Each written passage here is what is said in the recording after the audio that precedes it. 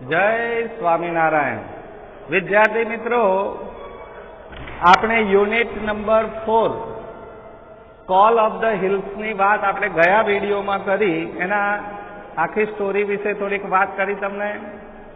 અબ્બુ મિયા એમની એક પોતાની વહાલી બકરી કહેતા કલુઆ એમને છોડીને ચાલી ગઈ અને એમને અંદાજ પણ લગાવી દીધો કે પર્વતની ટેકરી ઉપર જઈ અને ત્યાં પેલા ડેવિલે એને મારી નાખી હશે.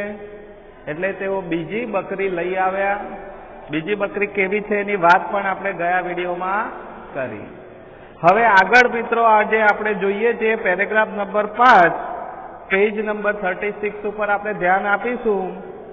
One fine morning his neighbour Govinda appeared. આપણે આ વાત કરી હતી કે સવારમાં એકવાર ગોવિંદા ત્યાં આવ્યો. અપિયરનો મતલબ કેમ એવો આપણે આપ્યો તો ગોવિંદા ત્યાં દેખાયો.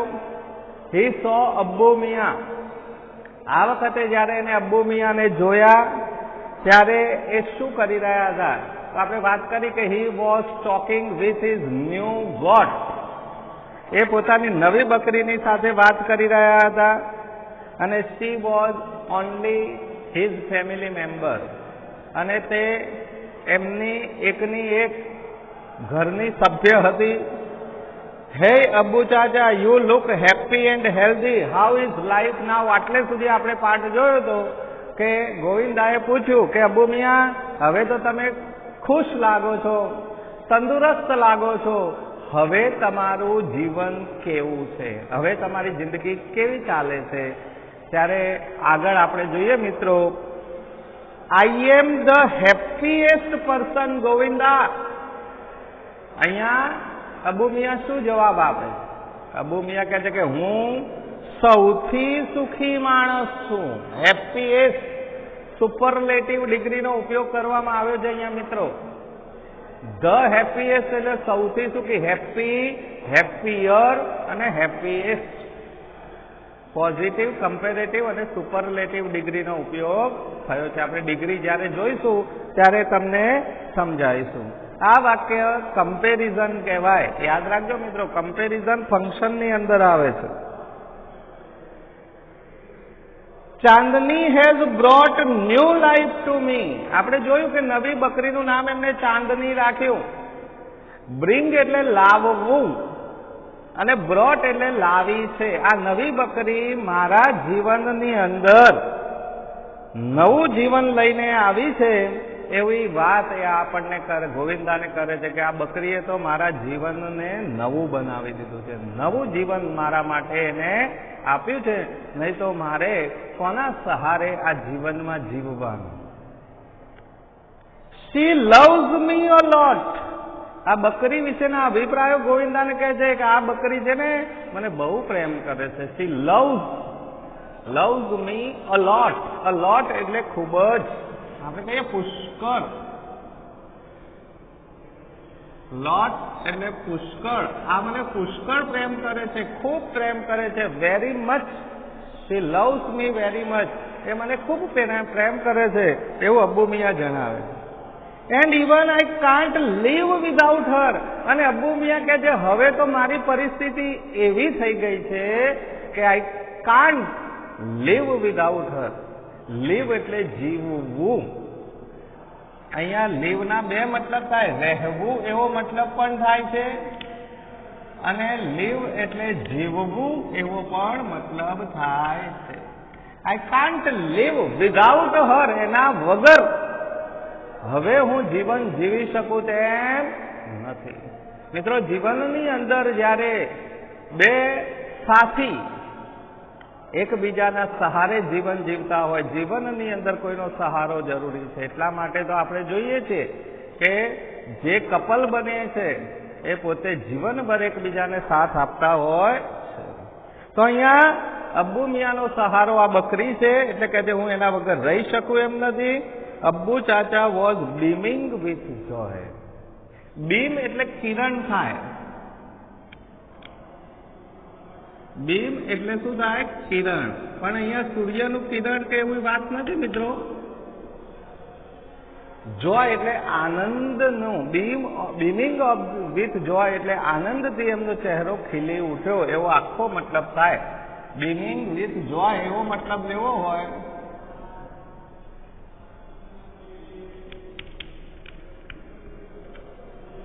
આનંદથી ચહેરો ખીલી ઉઠવો એટલે એમનો ચહેરો આનંદથી ખીલી ઉઠ્યો. તો મિત્રો આ એક પેરેગ્રાફમાંથી એવો પ્રશ્ન પૂછી શકાય કે how is Abbu Miya? How is Abbu Miya? આ પ્રશ્ન પૂછીએ હાઉ ઇઝ અબ્બુ મિયા તો શું જવાબ આપશો? Abbu Miya is the happiest person in his life. એમના જીવનમાં એ સૌથી સુખી માણસ છે. What has Chandni brought? બીજો પ્રશ્ન આપણે પૂછી શકીએ કે ચાંદની એમના જીવનમાં શું લાવી? What has Chandni brought? Chandni શું લઈને આવી? તો Chandni has brought a new life for Abbu Miya. Abbu Miya માટે નવું જીવન લઈને આવી એવું કહી શકાય. આગળનો પેરેગ્રાફ જોઈએ મિત્રો આપણે. But what were you telling her? Govinda સાથેનો સંવાદ ચાલુ થયો. ગોવિંદાએ બીજો પ્રશ્ન પૂછ્યો કે hey Abbu Miya, what were you telling her? Tell એટલે કહેવું. What were you telling her? Her અહીંયા કોના માટે વપરાયો? બકરી માટે. બકરી માટે કયું પ્રનાઉનનો ઉપયોગ કરીશું? શી. SHE શી. હર. હર. તો તમે તેને શું કહી રહ્યા હતા? આવો પ્રશ્ન ગોવિંદાએ પૂછ્યો. ત્યારે અબ્બુ મિયાએ શું કહ્યું? I saw you talking with your darling. બીજું એ સ્ટેટમેન્ટ આપે છે અહીંયા ગોવિંદા કે મેં તમને જોયેલા. આઈ સો. સી સો સીન. સી એટલે જોવું ને સો એટલે જોયેલા. મેં તમને જોયેલા કે છે. ટોકિંગ એટલે વાતો કરતા. With your darling. અહીંયા ડાર્લિંગ શબ્દ આપણે કયો કે વહાલી. તમારી વહાલી બકરી જોડે તમે વાત કરતા કે છે મેં તમને જોયેલા. ઓ yes, I was telling her the story of Kalua's sad end. Abbu મિયાએ જવાબ આપ્યો કે હા, હું ચાંદની જોડે શું વાત કરી રહ્યો. આવો પ્રશ્ન પૂછી શકાય કે વોટ વોઝ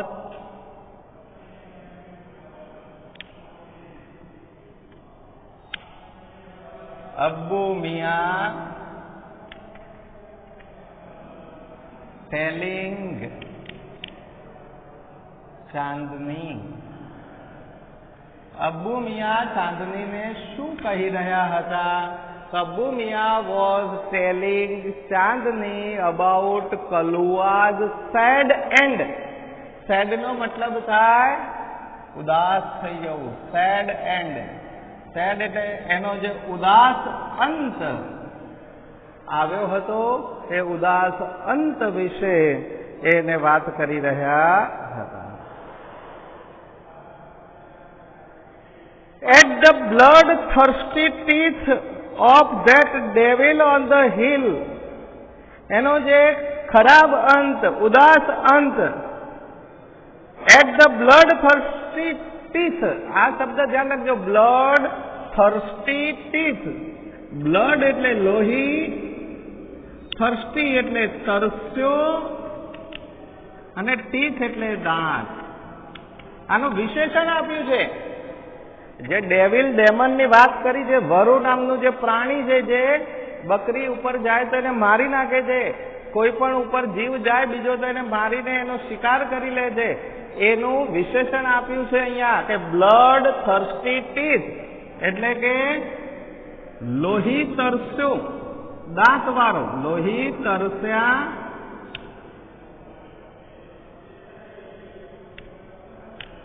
દાંત વાળો ડેવિલ.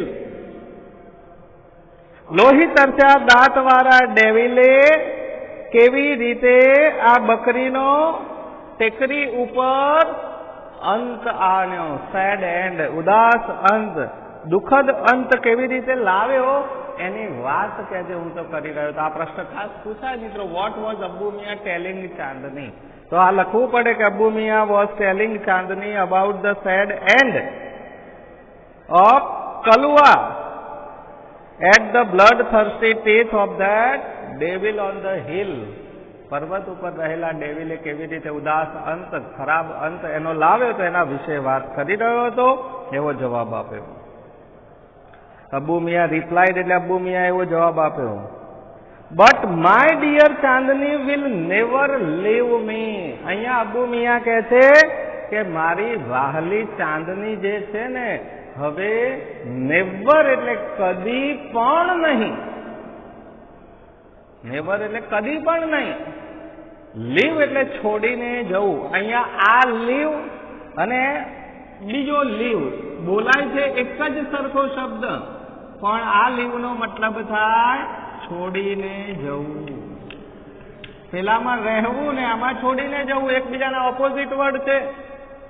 પેલામાં મોટો દીર્ઘ લીવ છે લીવ, અને આ લીવ, લીવ, લીવ.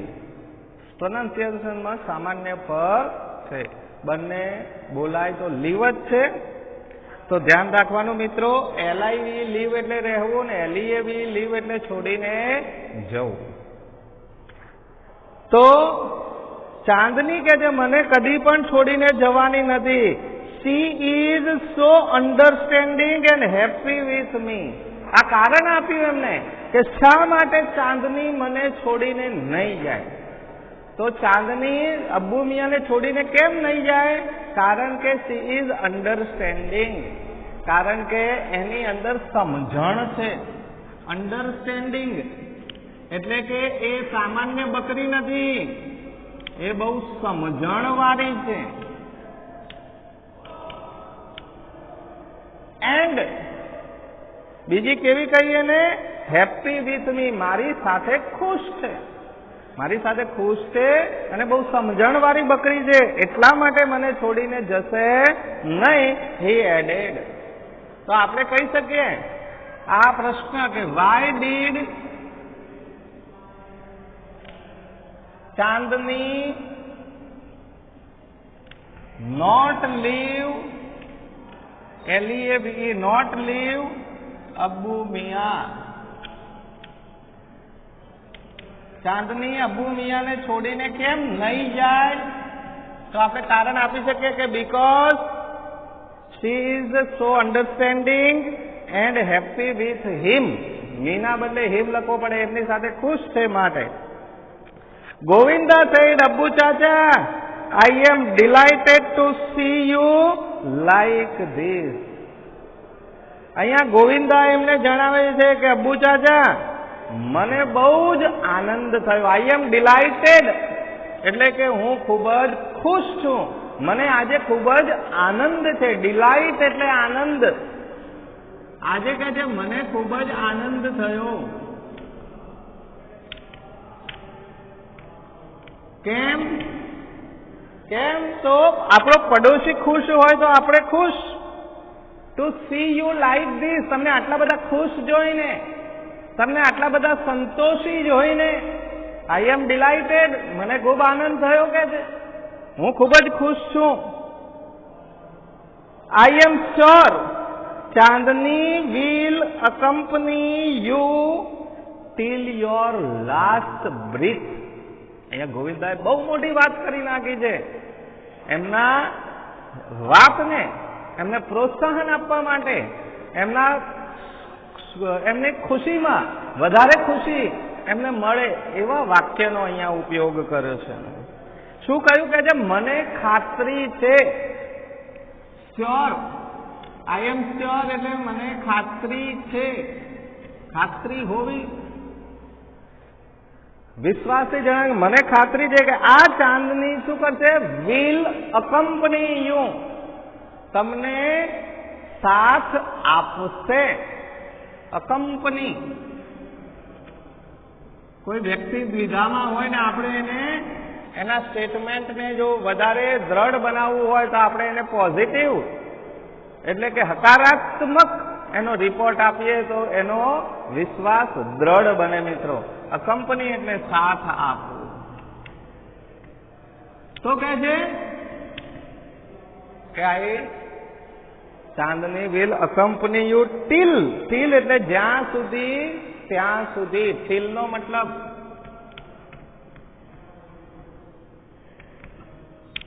જ્યાં સુધી એનો છેલ્લો શ્વાસ હશે ત્યાં સુધી. Teal last breadth. બ્રીથ એટલે શ્વાસ. અંતિમ શ્વાસ સુધી, છેલ્લા શ્વાસ સુધી આપણે કહીએ છીએ કે હું તને સાથ આપીશ. એમ એ બકરી પણ તમને અંતિમ શ્વાસ સુધી તમારો સાથ આપશે એવી મને ખાતરી છે. આવું કોને કહ્યું ભાઈ? ગોવિંદાએ. તો ગોવિંદાએ બહુ જ સરસ આ સ્ટેટમેન્ટ એને આપ્યું. હવે આપણે આગળ જોઈએ મિત્રો. સમ યર્સ પાસ્ટ. કેટલાક વર્ષો પસાર થઈ ગયા. પાસ એટલે પસાર થવું. આમ ને આમ ઘણા વર્ષો પસાર થઈ ગયા. Chandni developed an attraction for the hill. Attraction એટલે આકર્ષણ. હવે જુઓ પાછું, માણસ એકની એક જ પરિસ્થિતિમાં ને એકના એક જ વાતાવરણમાં રહે ને પછી એ કંટાળી જાય. એને પાછું man always want change in life. માણસને જીવનમાં હંમેશા શું જોઈએ? ચેન્જ જોઈએ. મિત્રો, તમે જુઓ કે આપણા જીવનની અંદર તહેવારો આપણે આવે છે વારંવાર. શનિ રવિ રજા આપીએ છીએ. શનિવાર અડધો દિવસ, રવિવાર આખો દિવસ. કેમ? માણસની જે રૂટીન લાઈફ, એકનું એક જ જીવન, રોજ એકની એક વસ્તુ ખા કરો ને તો માણસ એનાથી સુખ ચડી જાય, કંટાળી જાય. એટલે આ ચાંદનીને પણ એકનું એક જ જીવન થઈ ગયું. અબ્બુ મિયા ને ખાવું ને બસ એ જ આખો દાડો, એટલે કંટાળી ગઈ. મિત્રો, જ્યારે એકની એક વાતાવરણની અંદર કોઈ પણ જીવ રહે ત્યારે એને જીવનની અંદર ચેન્જ જોઈએ. Man always want change in life. માણસ હંમેશા જીવનમાં ચેન્જ ઈચ્છે છે. તો ચાંદનીને પણ એવું, એ પણ એટલે ધીરે ધીરે ચાંદનીને શું થયું? Developed attraction. એનામાં પણ આ ટેકરીઓને રોજ જોતી એટલે આકર્ષણ થયું. જે વસ્તુને રોજ જો કરીએ ને એના પ્રત્યે આપણને પ્રેમ થાય, એના પ્રત્યે આકર્ષણ પણ થાય. આપણે એ ખાસ જોવું જોઈએ. આપણા બાજુમાં જ કેવો વ્યક્તિ છે એના સાથે નિસ્બત નહીં, પણ રોજ એ વ્યક્તિ તમારી સાથે રાખવામાં આવે, તમારી સાથે બેસાડવામાં આવે તો ધીરે ધીરે એના પ્રત્યે હેત થાય, એના પ્રત્યે પ્રેમ થાય, એના પ્રત્યે આકર્ષણ થાય, એની કોકની કોક સારી બાબતો વિશે. તો અહીંયા ચાંદનીને અંદર પણ એક આ પ્રકારનું આકર્ષણ વધ્યું. Every morning C watched the hill tops shining in the tender sunlight.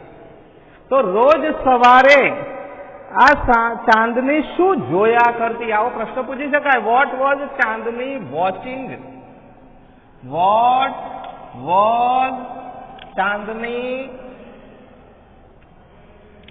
Watching every morning? રોજ સવારે ચાંદની શું જોયા કરતી? આવો પ્રશ્નમાંથી પૂછી શકાય.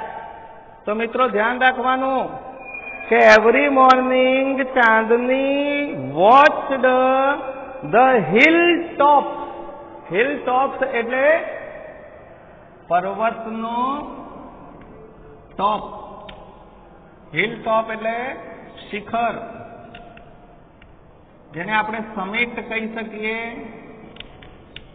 અથવા તો પીક પણ કહેવાય. PEAK peak.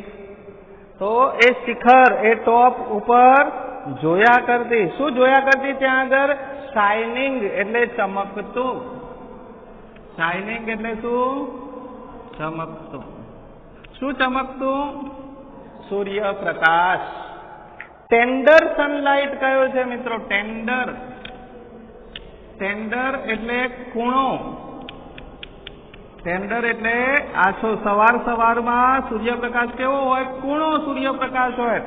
તો કૂણો અને આછા સૂર્યપ્રકાશને જે સુંદરતા હતી ટેકરીઓની એને જોયા કરતી, અને એ જોવાથી, વારંવાર જોવાથી, રોજ સવારે જોવાથી એને આકર્ષણ થયું કે હું આ ટેકરીઓ પર જઈ અને આ સુંદરતાને નિહારું, જોઉં એન્ડ એન્જોય કરું, માણું, એવી એના મનમાં આ ઈચ્છા થઈ.